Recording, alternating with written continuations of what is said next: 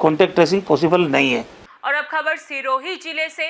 अखिल भारतीय राष्ट्रीय शैक्षिक महासंघ और श्री दत्तोपंत ठेंगड़ी जन्म शताब्दी समारोह समिति द्वारा व्याख्यान माला की श्रृंखला से आभासी पटेल पर आज 3 अक्टूबर को एक विशेष व्याख्यान तीसरा विकल्प विषय पर आयोजित किया गया।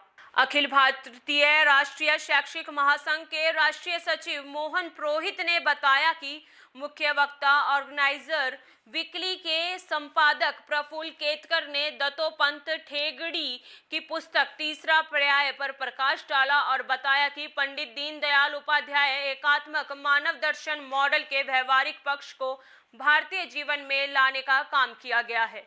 अन्य दो मॉडलों को विश्लेषण करने के बाद तीसरा पर्याय भारतीय संदर्भ में विश्लेषण करते हुए समाज जीवन में उसकी महत्ता का वर्णन किया। आत्मनिर्भरता के संदर्भ में बताया कि पूरा विश्व इस कालखंड में भारत की तरफ बड़ी आशा से देख रहा है, क्योंकि भारत की सभ्यता एवं संस्कृति और मानवीय मूल्य बड़े ही सशक्त हैं, जिनकी जड़ें भारतीय संस्कृति में समाहित हैं। आपने पश्चिम की सोच का भारतीय संदर्भ में आकलन करते हुए उसे देशानुकूल और युगानुकूल बनाने की बात कही। उन्होंने पूंजीवाद और साम्यवाद के प्रारंभ से लेकर उसकी स्वतंत्रता व भारतीय संदर्भ में उसके लागू होने की बात कही। ठेंगड़ी द्वारा मजदूरों के शोषण के खिलाफ प्रारंभ हुए विभिन्न आंदोलनों की तरफ भी ध्यान आकृष्ट किया। जब समाज में आर्थिक विषमता की खाई बढ़ गई और व्यक्ति का मुनाफा कमाने का उद्देश्य हो गया, तो मजदूर वर्ग का जन्म हुआ, जो भारतीय संदर्भ में बिल्कुल भी प्रासंगिक नहीं है। उन्होंने संपूर्ण जीवन के विचारों को हिस्से में बांटने का विरोध किया और कहा कि भारत की जीवन पद्धति और चिंतन का विचार समग्र है और यह समग्रता का मॉडल भारत में लागू भी होता है। यही भारतीय जीवन दृष्टि तीसरा पर्याय है, जिसमें भारतीय दर्शन एवं मौलिक चिंतन समाहित है। भारतीय चिंतन में जनक ही एकत्व की संकल्पना, एक ही संस्कृति, एक ही राष्ट्र, एक ही व्यवस्था, धर्म, राज्य व सबको बांधने वाली विविधता पूर्ण भारतीय जीवन पद्धति है, जो चिरकालिक, निरंतर व टिकाऊ भी है। भारत में हर मनुष्य को अपने ईश्वर के पास पहुंचने का अधिकार है। यह व्यवस्था केवल भारतीय सोच में ही है, इसलिए यह विविधता को परिलक्षित करती है। व्यक्ति शारीरिक, मानसिक, बौद्धिक व आध्यात्मिकता के आचरण के आधार पर प्रकृति पर विजय पाना चाहता है। वहीं भारतीय प्राणी प्रकृति के नियमों का पालन करते हुए प्रकृति का दोहन करता है। केतकर ने ठेंगड़ी के तीसरे पर्याय के आधार पर बताया कि विश्व को शांति, स्थिरता व संतुलित व्यवस्था एवं तीसरा पर्याय ही देगा, जिसमें भारत का हिंदू जीवन दर्शन समाहित है, क्योंकि हमने मानव धर्म को माना है और पूरे ब्रह्मांड की संकल्पना की है। इसलिए हम वसुदेव कुटुंबकम को मानते हैं। पूरा विश्व आज भारत से अपेक्षा कर रहा है कि आर्थिक मॉडल भी विश्व के लिए भारत स्वदेशी के आधार पर देगा।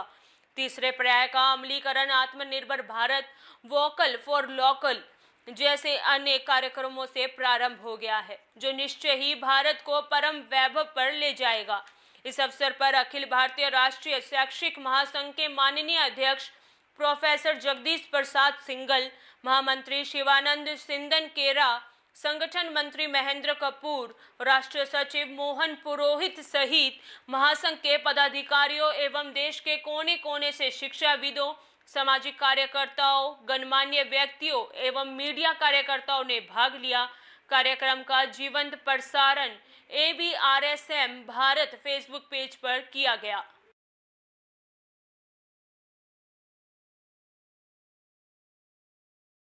कहते भी है और प्रिस्क्राइब भी करते हैं। जैसे डॉक्टर लिख कर देता है, वैसे मार्क्स ने भी लिख कर दिया कि पूरे विश्व में ये होगा। मिल भी लिख कर देता है पूरे विश्व के लिए ये सही मॉडल है। तो इसके कारण इसमें और एक चौथा बिंदु है, वो ये है कि निरंतर व्यक्ति और समाज इनके बीच में संघर्ष चलता है।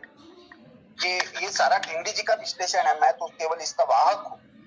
लेकिन तीसरा पर्याय समझने के लिए ये विश्लेषण आवश्यक है कि मानवीय जीवन का विचार कंपार्टमेंटलाइज नहीं हो सकता। मानवीय जीवन का विचार जो है वो संघर्ष के आधार पर केवल नहीं हो सकता, चाहे वो स्पर्धा के रूप में हो, चाहे वो क्रांति के रूप में है, दोनों है संघर्ष। व्यक्ति और समाज एक दूसरे को विरोधी है ये मानकर नहीं हो सकता। मानव और प्रकृति जो है वो एक दूसरे के विरोध में है, ये नहीं हो सकता। मानव अपने विवेक के आधार पर प्रकृति का शोषण करेगा ये विचार नहीं हो सकता। लेकिन यही इन दोनों का मूलभूत सिद्धांत का आधार बना।